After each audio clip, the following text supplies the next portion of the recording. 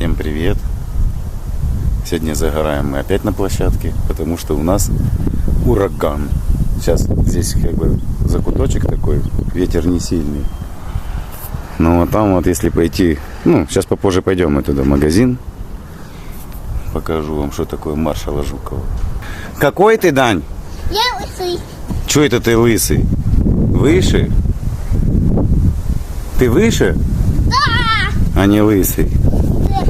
Это, ребята, кстати, свершилось чудо. Утром проснулся, нога не болит. Офигеть, что это такое было? Какая-то кратковременная болезнь. Сутки. О, Маня, Марш. На старт, внимание, марш. Да?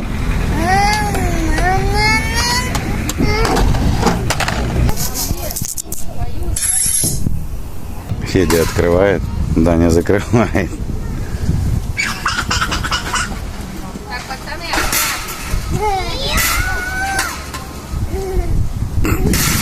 Что вы делаете, а?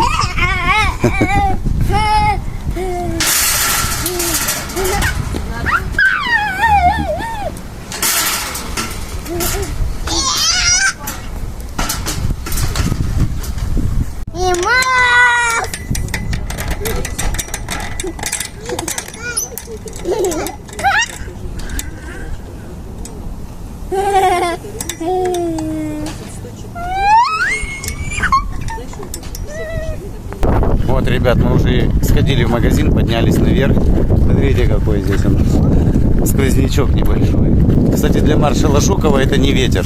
Это так, легкий бриз. Ладно, что, давайте попозже увидимся.